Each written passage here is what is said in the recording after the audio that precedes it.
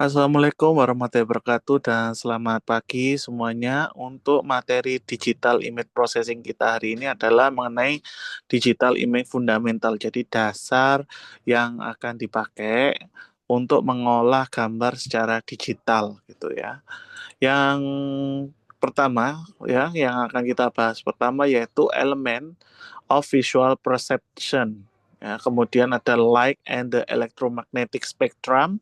Kemudian ada image sensing and acquisition, image sampling and quantization, basic relationship between pixel, dan yang terakhir ada mathematical tools used in digital image processing. Ya, jadi ada 6 materi yang akan kita bahas hari ini. Oke, kita langsung saja ke materi yang pertama. Jadi elemen of visual perception yaitu structure of human eye gitu ya. Jadi struktur dari mata manusia itu apa saja yang dibutuhkan ketika kita melihat sebuah gambar gitu ya. Jadi yang pertama ada kornea, kemudian ada iris dan pupil, kemudian ada lensa, retina, fovea, dan yang terakhir adalah blind spot gitu ya. Jadi untuk kornea sendiri dia berbentuk permukaan yang transparan gitu ya. Bagian luar itu dinamakan kornea. Kalau kita lihat di sini dia ada di bagian ini ya. Nah, itu adalah permukaan yang pertama ketika cahaya akan masuk. Kemudian iris dan pupil. Iris kita lihat di sini iris letaknya. Nah, itu mengatur ukuran dari pupil. Nah, jadi ada ketergantungan antara iris dan pupil. Sedangkan pupil dia mengatur cahaya yang masuk gitu ya. Pupil itu mengatur cahaya yang masuk. Kemudian ada lensa, lensa berada di tengah-tengah sini. Jadi dia adalah elemen optikal dengan atau secara apa namanya posisinya ada di tengah-tengah gitu. Kalau kita lihat kan memang lensa ini ada di tengah-tengah dan mengubah ukuran untuk fokus cahaya, ya, fokus cahaya itu ada di lensa. Kemudian ada retina. Retina adalah sensitif ya, layer sensitif pada belakang. Jadi dia sensitif terhadap cahaya gitu ya. Di sini untuk retina letaknya ada di sini. Kemudian ada fovea. Fovea ini adalah pusat dari retina. Jadi pusat dari retina itu dinamakan fovea dengan densitas kon yang paling tinggi itu di fovea.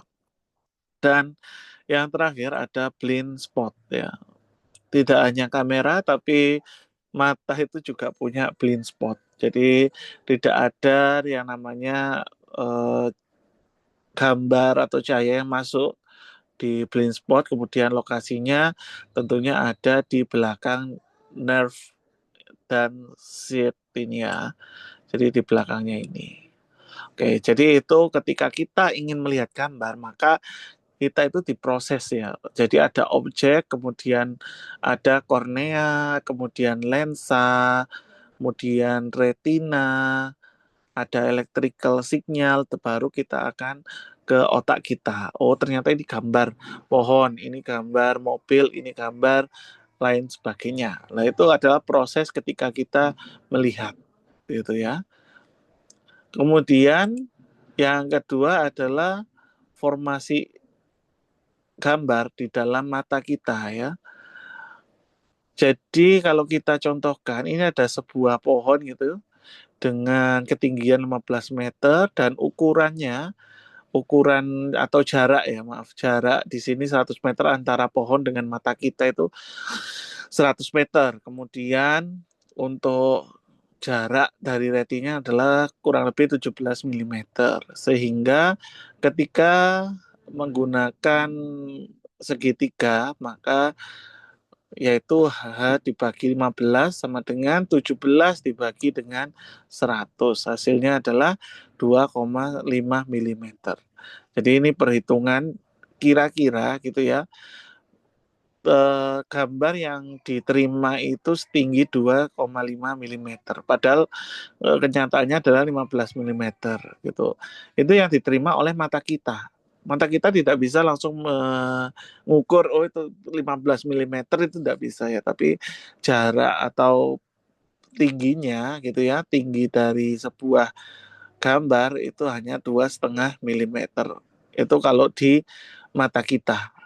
Ya, walaupun beberapa tingginya ya kita sesuaikan juga dengan jarak, dia dipengaruhi jarak ini tadi 100 meter, kemudian ada tinggi apa namanya jarak dari ini juga 17 milimeter, sehingga diketahui untuk tinggi atau H itu tinggi ya, tinggi retina atau tinggi objek di dalam retina hanya 2,5 milimeter. Nah ini adalah penangkapan ketika kita melihat sebuah gambar. Jadi tidak langsung gambar itu diproses di mata kita itu besar gitu ya, tidak. Tapi yang mengungkapkan itu besar atau kecil dari mana ya? Dari otak kita gitu kan, sesuai dengan penglihatan tadi gitu. Walaupun memang 2,5 milimeter mungkin bagi kita kecil, tapi kan itu proses yang panjang ya, yang tidak mungkin kita langsung mengatakan dia pohon itu kecil, tidak gitu. Tapi diproses melalui otak kita. Nah, itu untuk image formasi atau formasi gambar di dalam mata kita. Kemudian kita akan bahas mengenai adaptasi pencahayaan dan diskriminasi. Jadi di sini kalau kita lihat ada yang namanya skotopik ya, skotopik dan potopik gitu. Jadi skotopik dan potopik. Di mana sumber x aksis itu berarti garis X gitu ya, itu adalah log intensity, dan Y aksisnya adalah subjective brightness.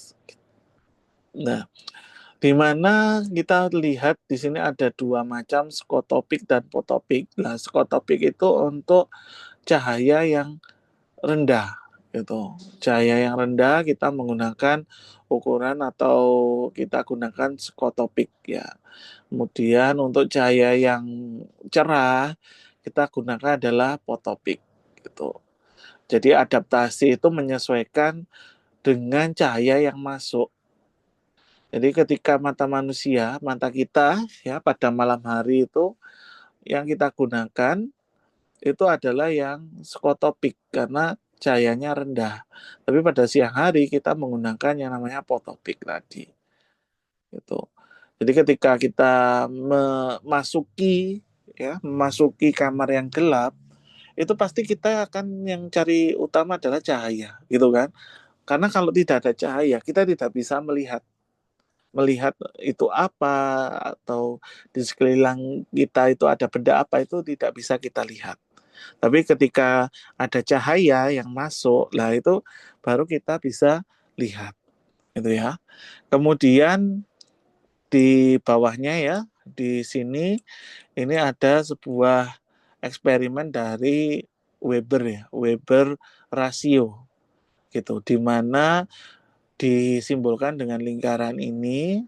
Kemudian kalau bentuknya kecil ya, maka dia diskriminasinya bagus. Tapi kalau besar, dia membesar, maka diskriminasinya jelek. Seperti itu.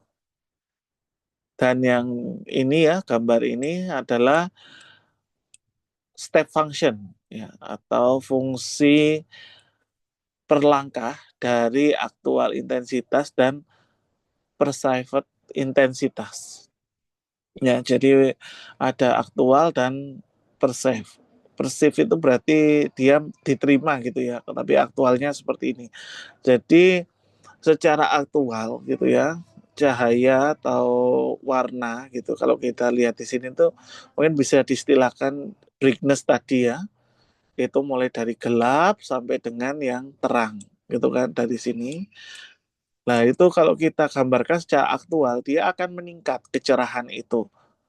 Tapi secara kita terima oleh mata, dia tidak langsung meningkat. Secara kasat mata memang meningkat, tapi kalau kita lihat kan tidak lurus seperti aktualnya gitu ya. Karena mata itu kan spesial ya, bukan apa namanya, bukan sebuah alat yang dikembangkan manusia, bukan, tapi kita kita diciptakan gitu ya dari eh, apa namanya dari sang kuasa gitu ya. Jadi memang untuk mata itu spesial. Jadi tidak langsung dia meningkat secara drastis seperti robot itu tidak ya. Tapi menyesuaikan lah ya. Penyesuaian ini ditandai dengan kurva seperti ini. Nah, ini yang diterima oleh mata. Jadi mata itu tidak langsung meningkat gitu, tapi menyesuaikan dulu gitu ya. Jadi ini yang disesuaikan adalah intensitas dari cahayanya. Kemudian di terakhir ya, gambar terakhir ini kalau kita lihat ada gambar dengan background gelap sampai dengan background yang terang gitu ya. Secara kalau kita lihat ini yang di tengah-tengah ini sama sebenarnya warnanya ya. Tapi ketika kita lihat di background yang gelap, warna yang di tengah itu seolah-olah dia adalah yang terang gitu. Semakin terang, maka warna yang di tengah ini semakin gelap. Jadi kebalikan gitu ya. Nah, itu adalah persepsi dari penerima cahaya yang kita lihat gitu. Jadi memang ada beberapa gitu ya yang menjadi keunikan mata kita, yaitu salah satunya mata kita bisa beradaptasi, bukan langsung dia mentransfer gitu ya cahaya gelap, cahaya terang langsung ditransfer ke otak, enggak, tapi diadaptasi dulu. Ya seperti contohnya gambar ini, gitu. Gambar dengan background gelap, kemudian objeknya terang, gitu ya. Walaupun memang objeknya ini tidak berubah, gitu loh. Satu, dua, tiga ini tidak berubah, sama, warnanya sama. Tapi yang berubah itu adalah backgroundnya, gitu. Sehingga menurut mata kita ya, yang tadinya bendanya terang di background yang gelap menjadi benda yang gelap di background yang terang. Nah, ini adalah sebuah apa namanya adaptasi dari brightness tadi, gitu. Oke, selanjutnya adalah pencahayaan dan spektrum elektromagnetik. Lah ini pencahayaan dan spektrum elektromagnetik ini sudah kita pelajari ya kemarin di minggu lalu. Jadi ada gamma sampai dengan radio wave. Semakin dia ke kanan ya ke radio maka dia semakin aman gelombangnya. Tapi semakin ke kiri gitu semakin bahaya karena kalau kita lihat energinya gitu ya semakin besar, kemudian frekuensinya juga besar, kemudian panjang gelombang ya wavelength ini panjang gelombangnya adalah sampai 10 pangkat minus 12 gitu kan. Jadi memang untuk sinar gamma ya, gamma itu tidak diperuntukkan secara umum, hanya secara medis apa saja yang boleh menggunakan sinar gamma gitu. Nah, kalau radio kita lihat, kalau radio kita dengarkan seperti itu kan wajar ya. Dan semua orang pasti sudah tahu gitu radio, gelombang radio adalah gelombang radio kan gelombang yang aman dibanding dengan sinar gamma tadi. Nah, ini untuk pencahayaan dan juga spektrum dari elektromagnetik.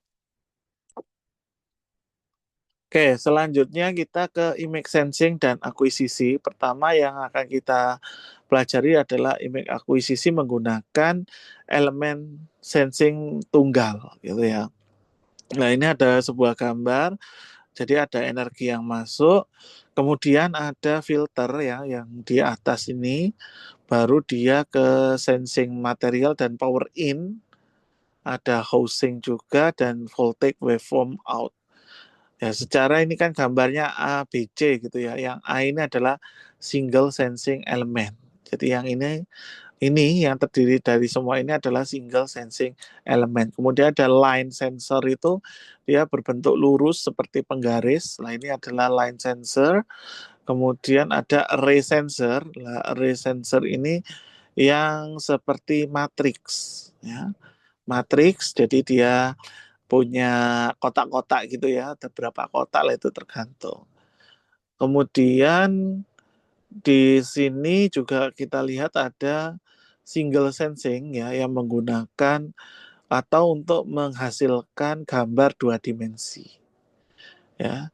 Contohnya di sini adalah ketika kita lihat ada gempa itu loh. Ada gempa, maka dia bisa dituliskan gempanya seperti apa kan biasanya tulisannya seperti ini ya. Nah, ini adalah sebuah single sensing. Jadi dia memanfaatkan single sensing untuk mengetahui berapa kekuatan gempa itu, gitu ya. Jadi di dua ini ya, karena namanya single maka dia hanya memanfaatkan satu detektor. Dia membutuhkan sensing material ya, sensing sensing material gitu, dan kemudian presisinya otomatis tinggi ya, karena hanya menulis saja gitu kan, tapi untuk apa namanya, cara kerjanya dia berat, atau pelan, cara kerjanya dia pelan gitu. Tapi kalau untuk mengetahui tadi ya, mengetahui gempa, dia bisa secara akurat gitu, gempa di sini berapa gitu ya, diukur dengan alat ini sangat akurat, tapi cara kerjanya itu yang sangat pelan gitu. Jadi kalau misalkan kita ingin membuat gambar dari single sensing elemen, saya rasa itu butuh waktu yang sangat lama. Dan ini digunakan pada waktu sistem penginderaan yang awal gitu. Ya contohnya tadi sudah saya mention, yaitu ketika ada gempa jadi melihat sistem ini. Tuh. Oke, yang kedua yaitu ada image acquisition menggunakan strip sensor ya. Jadi strip sensor itu ada di bagian ini ya. Kalau kita lihat di gambar ada di bagian ini. Ini yang A ini adalah image acquisition menggunakan linear sensor strip, dan yang kedua yang gabungan ini semua ini adalah image acquisition menggunakan circular sensor. Jadi beda sensor. Walaupun sama-sama sensor strip, tapi yang pertama menggunakan linear, yang tadi ya berbentuk penggaris itu. Kemudian yang kedua menggunakan sirkular. Atau kalau kita lihat sirkular berarti lingkaran gitu ya, berhubungan dengan sebuah lingkaran.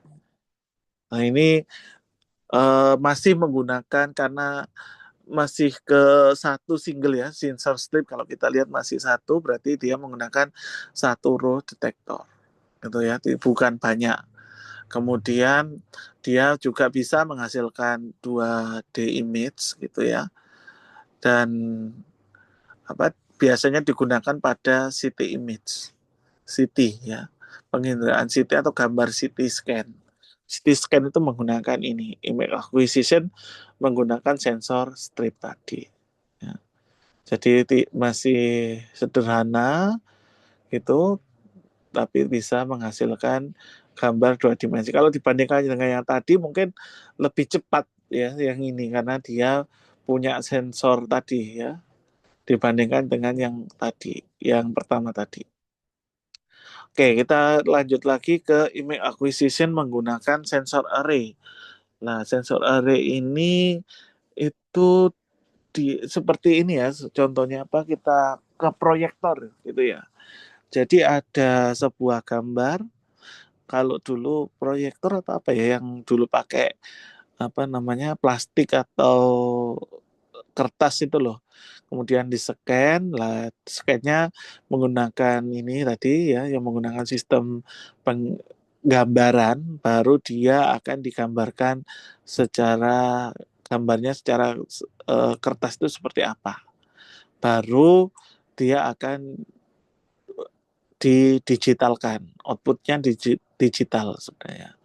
Ya, antara ini dan ini tuh sebenarnya saling terhubung gitu ya. Jadi satu plug gitu loh, ditumpuk gitu ya di image plane ini sebenarnya. Cuman di sini dipisahkan supaya kita lebih mengenal gitu ya.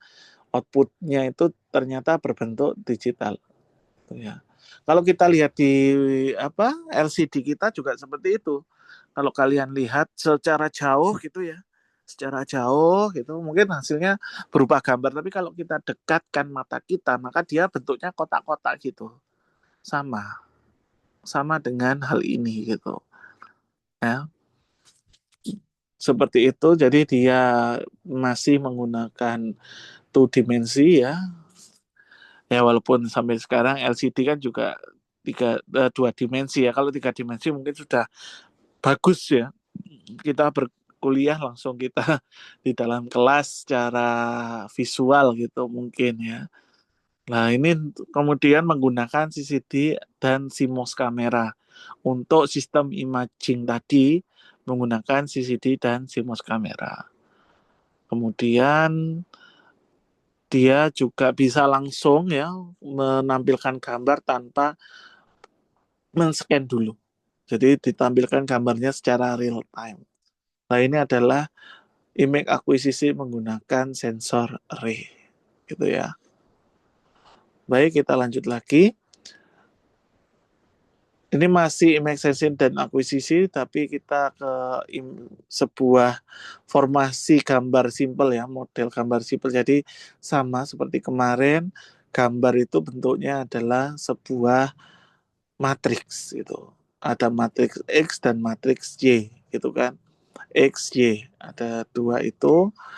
Kemudian di mana ada intensitas atau illumination ya. Ini illumination, sedangkan yang F-nya ini intensitas. Jadi intensitas cahaya sama dengan illumination dikalikan dengan reflektifnya atau refleksinya kemana gitu.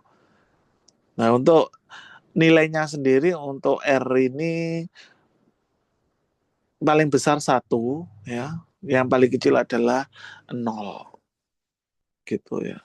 Paling kecil nol berarti paling besar satu. Itu untuk illuminationnya ya. Makanya kita sebut 0 sampai 255 biasanya kan seperti itu. Itu sebenarnya illumination. Kemudian untuk R-nya, oh maaf, untuk I-nya itu dia sampai tak terhingga. Illuminationnya sampai tak terhingga. Kalau R-nya tadi refleksinya itu 0 sampai 255, sedangkan illuminationnya itu tak hingga. Gitu ya. Jadi yang kita gambarkan itu ya secara itu bukan sebuah cahayanya bukannya, tapi refleksi dari sebuah cahayanya itu berapa gitu kan. Dia mau warna, mau apa namanya grayscale lah itu semua adalah refleksinya yang kita gambarkan.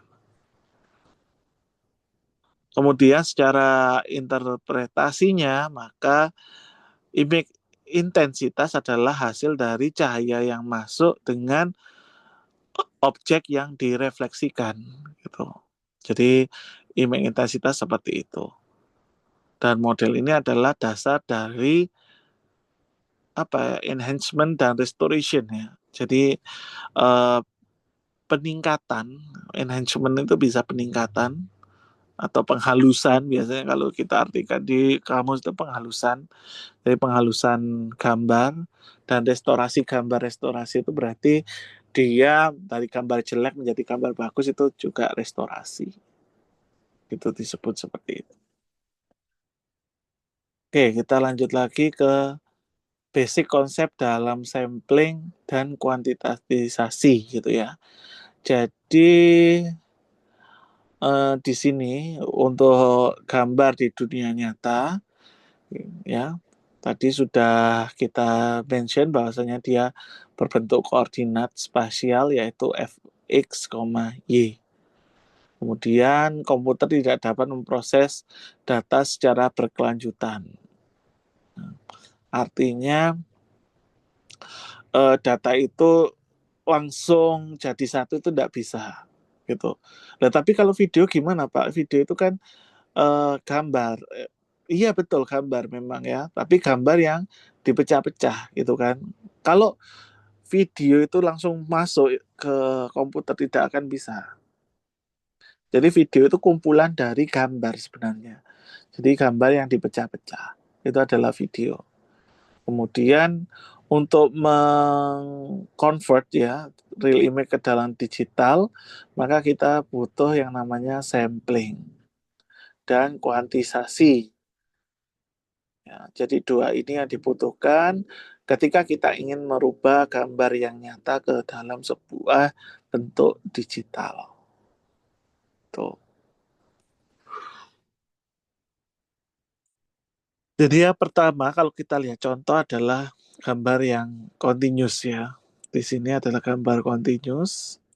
Kemudian yang B ini adalah gambarnya setelah kita scan. Ya, dari sini sampai dengan sini gitu ya. Seret, kan gambar itu kan jalannya seperti ini. Seperti Z ya, huruf Z. Nah, nah itu kalau kita lihat dia akan berbentuk seperti ini. Direpresentasikan seperti. Kemudian ada sampling ya, di C ini sampling. Jadi sampling tadi merupakan ini ya, koordinat spasial di grid. Ya, jadi koordinatnya sudah ditemukan, baru kita yang D ini adalah digital scan-nya. Jadi yang ini kita buang gitu ya, yang apa namanya berbentuk gelombang ini ya, atau berbentuk apa ini garis-garis seperti ini kita buang, sehingga yang kita ambil di digital adalah sebuah titik-titiknya itu tadi. Nah ini merupakan konsep dasar dalam sampling dan kuantitasisasi. Kemudian contoh lain adalah ketika ini ya, ketika ada tulisan D gitu. Lah ini D ini terdiri dari berapa warna? 3 warna ya. Yang pertama adalah hitam, kemudian yang kedua adalah abu-abu, dan yang terakhir adalah putih. Sehingga ketika kita coba untuk telusuri, maka bentuknya 3 tingkatan seperti yang di atasnya. Jadi ini yang hitam, gitu kan. Dia yang kotak kedua ini adalah yang abu-abu, dan yang D bentuknya ini adalah yang putih. Ini adalah yang ketika kita ingin apa namanya eh, simpulkan atau generate ke sebuah tingkatan. Gitu. Kemudian gambar lain kita lihat di sini ya. Jadi kalau berbentuk matriks maka tadi ya jalannya atau kita butuh beberapa tetangga gitu. Di sini adalah tetangga sebenarnya. Ya, tetanggaan nanti kita akan bahas di slide berikutnya gitu. Jadi dia akan berjalan seperti ini, sama seperti yang saya gambarkan tadi berbentuk Z gitu ya. Oke. Kemudian di sini juga kita ada sebuah bunga di mana yang warna putih ini adalah saturasi, kemudian yang hitam dan apa namanya ada ini abu-abu dikit gitu ya, itu dinamakan noise. Seperti itu. Jadi ini adalah representasi di dalam dunia digital. Ketika kita mengambil ya foto atau gambar nyata, kita ubah ke digital. Seperti itu. Nah ini sama linear versi koordinat indeks. Jadi koordinat tadi berarti X, Y gitu kan. X-nya ini di sini, dia Y-nya di sini. Kemudian linear yang dinama linear itu dia berjalannya Z itu tadi loh. Z itu adalah linier. Jadi memang ketika kita melakukan penelusuran atau pemrosesan sebuah gambar itu jalannya itu pasti seperti itu. Ya, tidak mungkin dia jalannya itu eh, bukan Z itu, tidak mungkin gitu. Eh, mesti Z gitu ya. Jadi ketika kita proses, jadi ini kan karena kebalik ya, karena kebalik harusnya X-nya kan yang berbentuk sini gitu. Nah ini Z, ini dibalik aja. Ini ilustrasinya. Kemudian untuk contohnya seperti ini ya. Contoh dari image sampling dan kuantitasisasi itu spasial dan intensitas resolusi. Jadi di sini spasial dulu, kita ke spasial itu berarti kita menyangkut DPI atau dot per inch gitu. Nah, di sini untuk yang gambar itu ada 930, kemudian dikurangi menjadi 300 dpi, dikurangi lagi menjadi 150, dan yang terakhir yang di sini adalah 72 gitu ya. Jadi semakin dpi-nya semakin ke bawah, dia gambarnya semakin tidak jelas gitu ya. Kalau kita lihat di sini itu seperti itu. Jadi semakin besar DPI-nya, semakin dia lebih bagus, lebih cerah, kemudian lebih smooth gitu gambarnya. Nah, berbeda dengan intensitas. Nah, ini untuk gambar otak ya, otak manusia. Kita ingin scan gambar manusia. Ini yang untuk pertama ini ada di 774 kali 640 atau 256 level image ya. Kemudian ada 128 di sini, diturunkan lagi jadi 64, diturunkan jadi 32. Ini dari 256. Ya, secara kita belum tahu efeknya ya. Dari 256 ke 32 ini hampir sama. Tapi ketika kita turunkan lagi, dia akan berubah. Nah, kalau kita turunkan lagi ini 16, 8, ini sudah mulai berubah. 4, ya, dan 2. 2 langsung dia berbentuk apa namanya biner, hitam putih saja. Kalau yang 4 dan seterusnya ini masih ada grayscale-nya.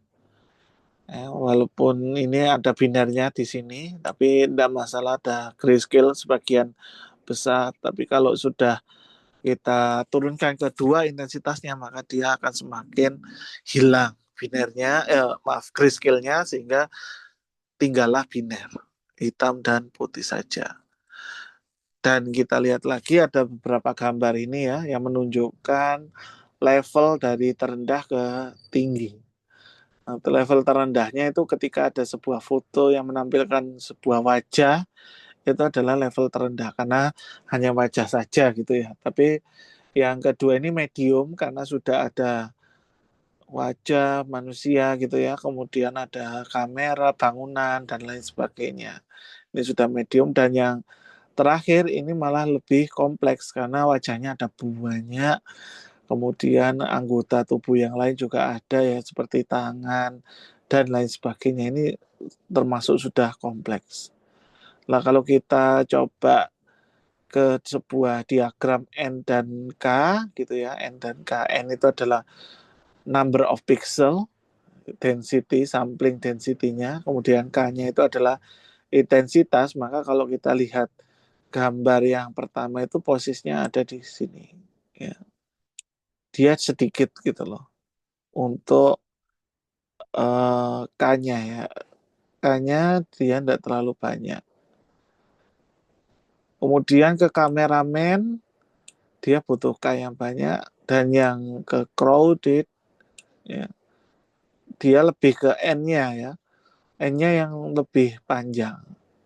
Kalau K-nya kan dia lebih sedikit karena ke sini lebih, ini aja 4 kok K-nya. Berarti ke sini lebih sedikit. Kalau yang fish tadi lebih banyak K-nya dibanding N-nya gitu.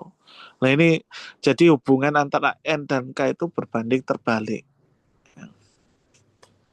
Jadi kalau dia gambarnya sederhana, dia N-nya sedikit, K-nya banyak.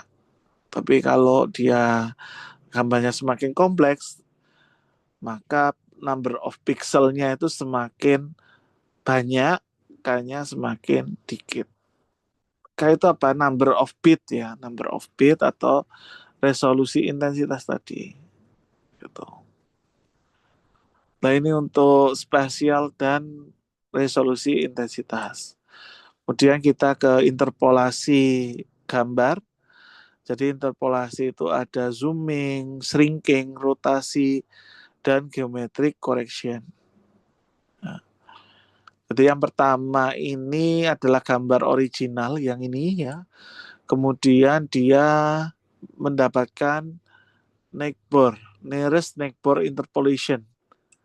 Ya, interpolasi tetangga terdekat, jadi seperti ini bentuknya. Kalau kita lihat masih sama ya antara ini dan ini.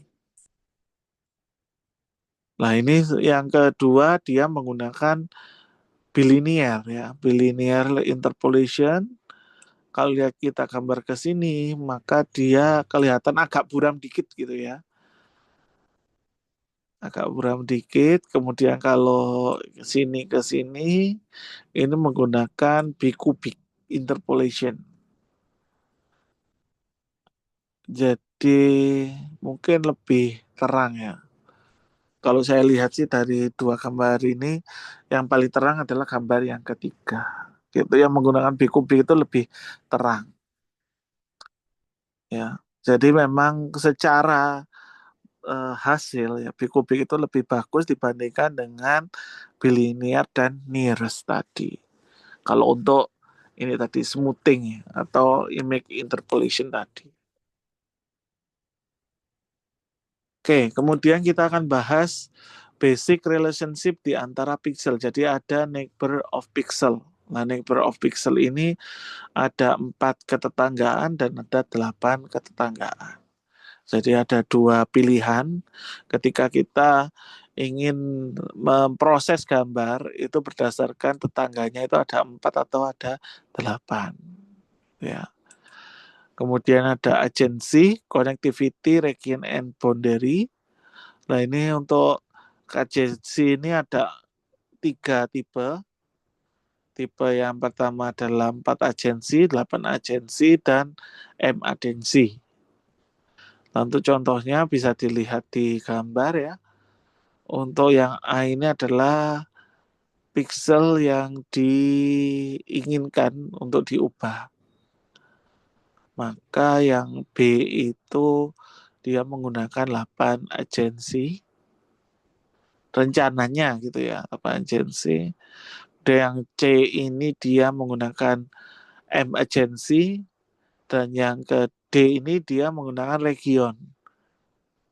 Region 1 itu dia seperti ini. Region 2 seperti ini. Region I dan J nih. I dan J. Jadi terpisahkan 3-3 itu untuk regionnya.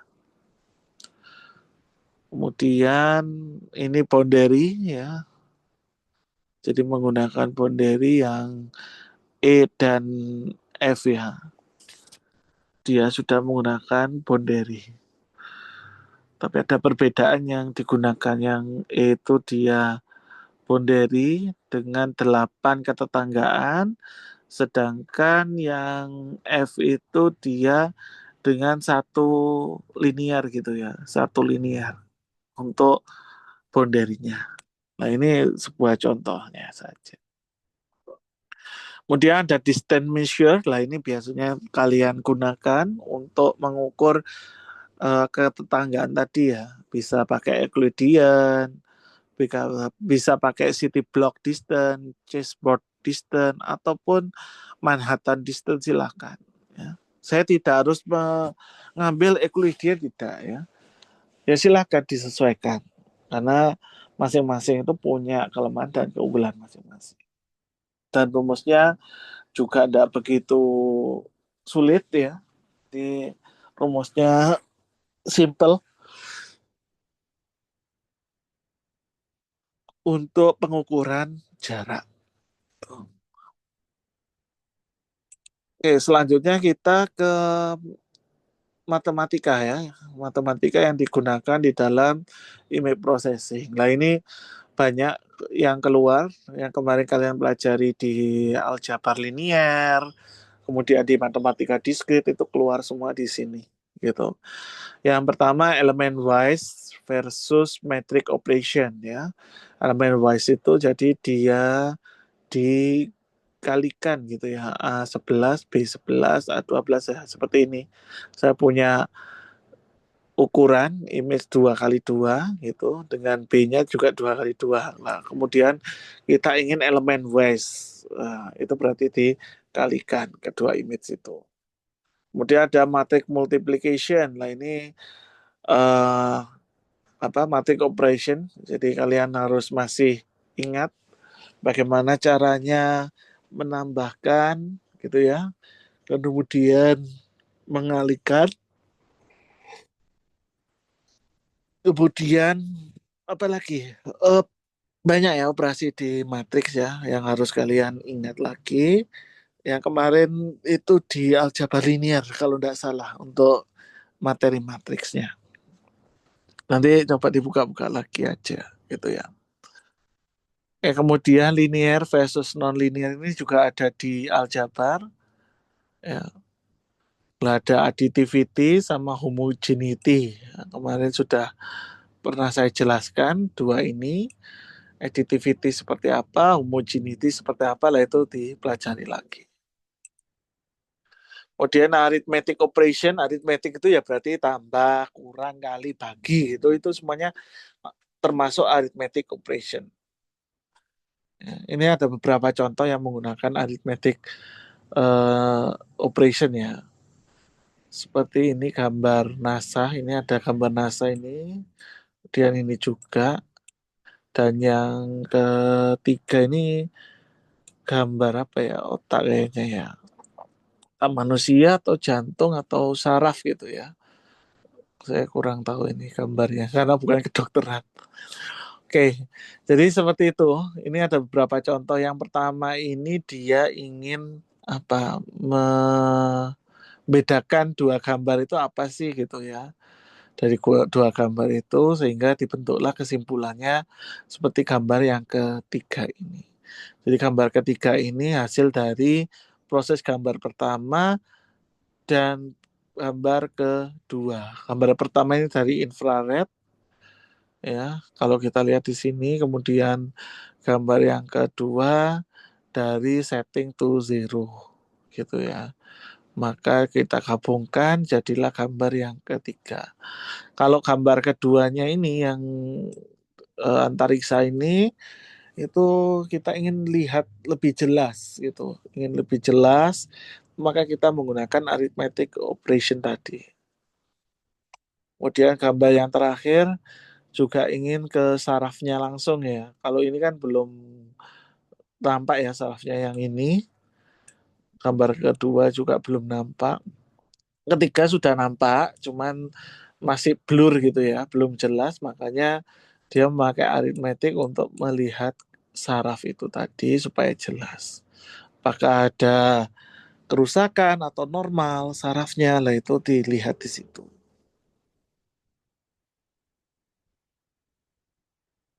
Oke, kita lanjutkan ke set dan logical operation. Lah, set logical ini ada di matematika diskrit ya. Di matematika diskrit. Jadi ada set dan logical. Logical otomatis kalian berubah dengan and, or, dan seterusnya. Kalau set itu berarti himpunan. Union, kemudian apa namanya, intersection, dan lain sebagainya. Nah ini untuk contohnya, ini ya menggunakan set yang di atas yang gambar tengkorak ini dia menggunakan set. Jadi pakai union untuk menghilangkan ini gambar paru-parunya kayaknya ya. Sehingga tersisa itu apa namanya? Gambar tulang belakang sama tulang pinggul. Itu yang tersisa kalau dari gambarnya. Kemudian gambar yang kedua ini adalah operasi dari logical. Misalkan ini hitam dan putih jadi not, maka dia dibalik putih hitam seperti itu. And lah itu seperti ini, or, dan seterusnya sampai XOR. Ini contoh-contohnya saja. Oke, selanjutnya ada spatial operation. Lah di sini ada beberapa spatial operation. Ada single pixel operation, ada neighborhood operation ya, berarti operasi yang pertama ini operasi pixel tunggal, jadi tidak terlalu terpengaruh gitu. Jadi kalau operasi pixel tunggal, yang pengaruh ke sini ya operasi ketetanggaan ini. Contohnya di sini ya, ketika kita ingin ambil ini gitu, kemudian kita transferkan warnanya, maka yang tadinya jelas gitu ya, image-nya kan jelas di sini. Jadi blur seperti ini. Kalau kita ambil ketetanggaan, operasi ketetanggaan. Kemudian ada operasi geometrik lah. Geometrik itu ini ya. Jadi dia bisa diputar, kemudian refleksi, dan apalagi ini share, translation, dan lain sebagainya. Ini adalah geometric transformation. Digunakan untuk apa biasanya? Untuk menambah data set. Kalau dataset kalian tidak balance, itu biasanya pakai geometry transformation atau kita sebut augmentation, ya. Augmentation, istilah kerennya sekarang augmentation. Itu. Ini juga termasuk ya, masih ke geometric transformation ini. Karena dia diubah sedikit gitu loh, diputar 90, 40, 45 seperti itu. Jadi ini sedikit yang diputar, dia sama yang di sini juga seperti itu. Ya. Ini sedikit yang diputar. Ya, jadi termasuk ke dalam image registration yang dua ini ya. Ini dan ini tuh ke dalam image registration walaupun memang dia ada geometriknya, cuman dia tidak langsung gitu loh diputar 90 enggak, tapi sedikit demi sedikit. Itu masuk ke image registration. Oke, selanjutnya ada vector and matrix operation lah. Ini di aljabar linear lagi ya. Jadi vektor, namanya vektor berarti diubah posisinya atau koordinatnya ya. Nah, contohnya seperti di gambar ini. Ya, ini sudah diubah koordinatnya sehingga jadi A seperti ini menjadi seperti ini. Gitu. Dia selain itu dari sini juga bisa langsung diubah menjadi ini. Nah, ini koordinat warnanya. Kalau ini koordinat posisi gambarnya gitu ya. Beda. Ada koordinat warna dan koordinat posisi gambar. Kemudian untuk matrix operation, saya rasa sudah paham bahwasannya kalau gambar itu matriks gitu. Dan mengapa matriks? Karena dia terdiri dari tiga warna ini juga ya, red, green, and blue atau RGB kita singkatnya. Oke, selanjutnya ada image transform lah. Image transform ini ada dua, biasanya yang kita pelajari, tapi nanti ya yang kita pelajari, yaitu Fourier dan discrete transform. Gitu ya. Fourier transform dan discrete transform.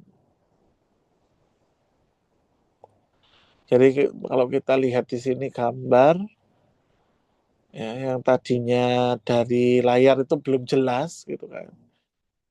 Karena apa tergantung dari sinyalnya gitu. Maka kita butuh yang namanya tadi Fourier transform. Kita Fourierkan ya seperti ini warna putih sehingga gambarnya terlihat jelas. Karena oh ternyata batu gitu ya, batu di bulan gitu kan. Oke, seperti itu untuk image transform. Kemudian image intensitas sebagai random variable ini dia ke arah ini ya, apa namanya? Kalian biasa menggunakan mean gitu ya, precision, kemudian variance dan lain sebagainya. Kalau matematis seperti itu. Jadi menggunakan random variable. Random variable. Mean itu kan juga dari random ya sebenarnya kan. Rata-rata itu kan enggak bisa langsung kita temukan. Oh rata-rata seperti ini kan enggak ya.